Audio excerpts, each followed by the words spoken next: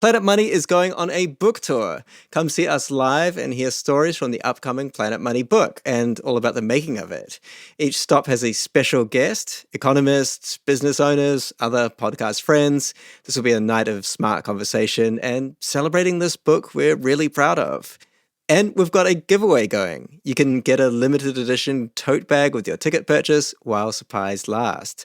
Details on that and how to get tickets in our show notes. Hope to see you in person soon. NPR.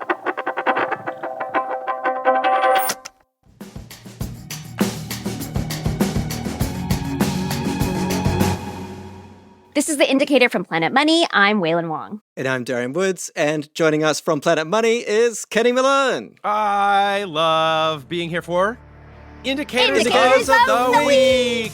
One day we'll get it all at the same time. One day.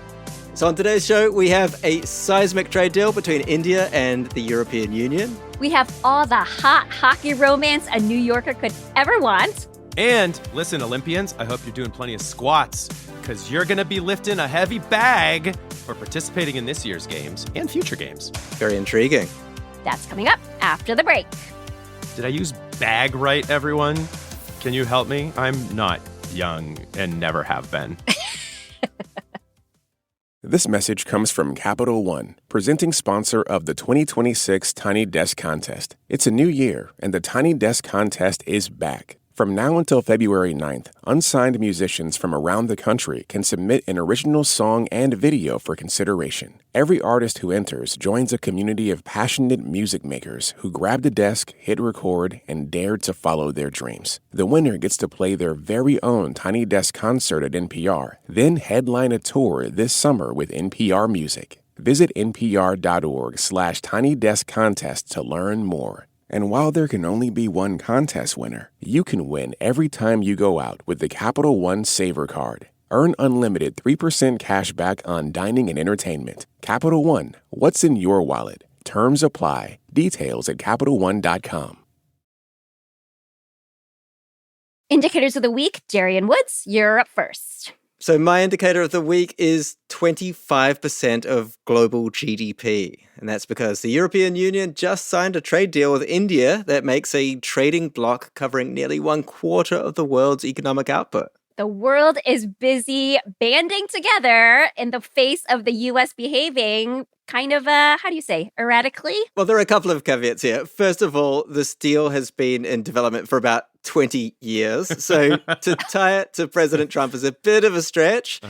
That said, an EU diplomat told the BBC that Trump's tariffs were a useful tailwind in the home stretch to get the deal agreed. Useful tailwind is a euphemism I will be using for forever. That is excellent. I'm trying to think about these negotiators. How much turnover has there been? Is it the original team from 20 years ago, or has it fully turned over? It's probably a long invite list to the celebrations.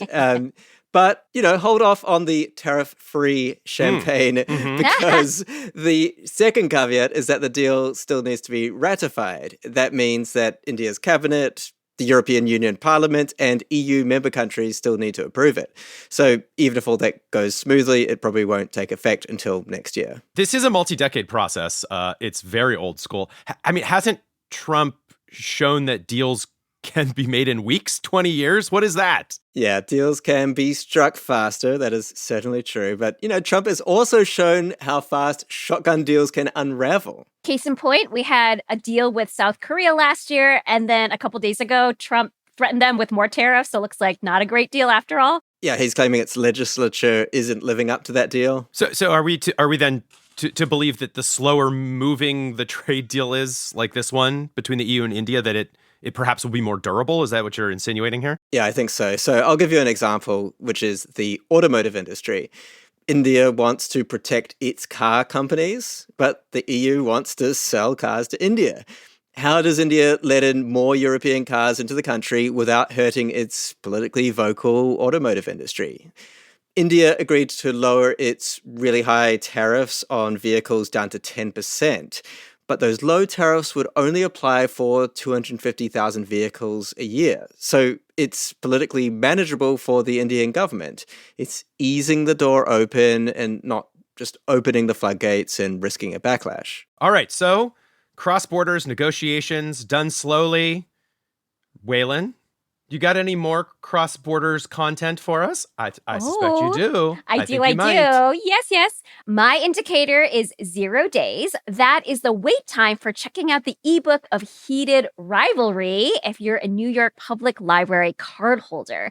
Heated Rivalry is part of a 6-book romance series by Canadian author Rachel Reed. There's your cross-cultural content. These are queer hockey romances. Heated Rivalry is the basis of a TV series that first aired in Canada and then crossed over and became a huge hit on HBO Max here in the States. I bet a lot of people are wanting to read this book after seeing the show. A prime example of someone who watched the series and then really wanted to read the book was Brian Bannon. He is the chief librarian at the New York Public Library. I watched the series and was really taken with it. I was a gay athlete in college. Hockey, or what did you play? I was a rower. Actually, I was also a swimmer. And so I watched the series, and then I immediately started wanting to read the books. It was a number of months wait time. I mean, it's frustrating that there's even a holds list at all because digital things can be copied unlimited for free. Yeah, so this is what's interesting about what the New York Public Library is doing.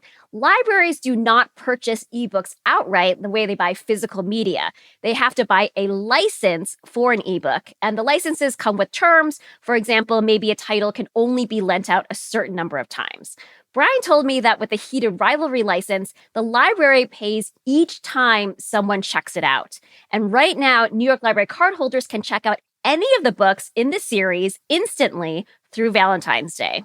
Oh, wow. Cha-ching. So you can imagine this bill because Heated Rivalry has been checked out more than 5,000 times since they announced this promotion. And that's for Heated Rivalry alone. There's 5 other books in this series. Brian didn't have kind of the number with him when we talked for the final price tag, but I imagine it's pretty hefty. What if this bankrupts the New York Public Library?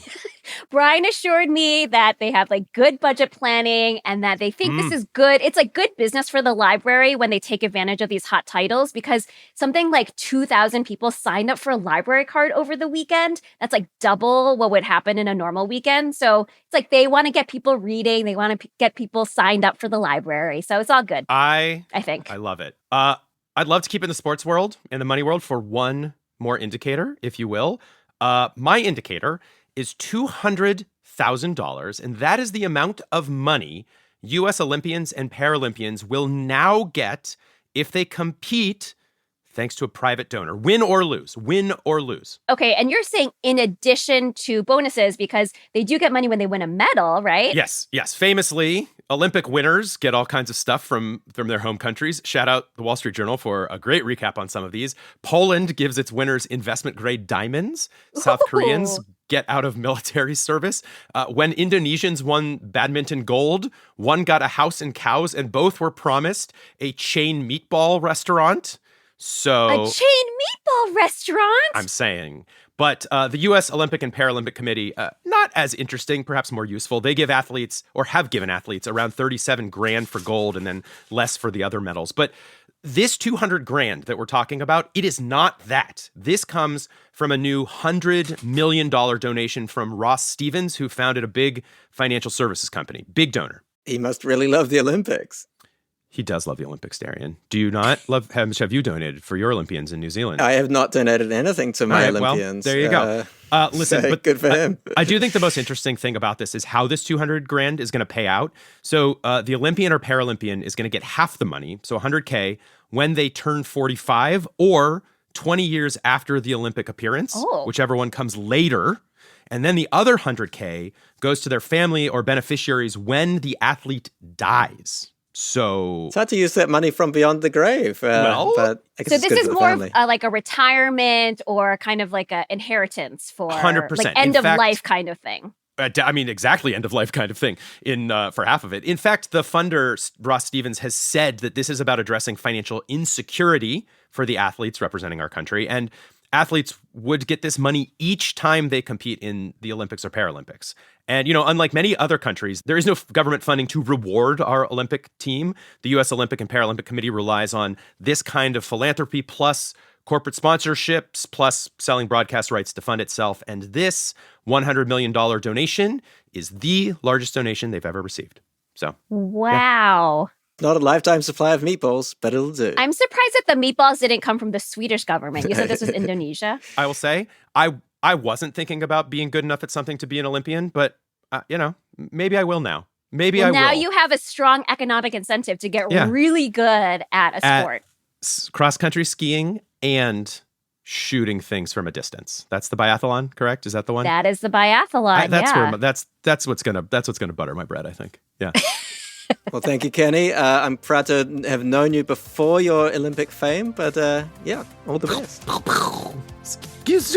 I don't know how to do a biathlon sign off, but that seems that was right. good Foley. I liked it. This episode was produced by Angel Carreras and engineered by Jimmy Keeley. It was fact-checked by Vito Emanuel and Julia Ritchie and edited by Kate Kincannon. The Indicator is a production of NPR.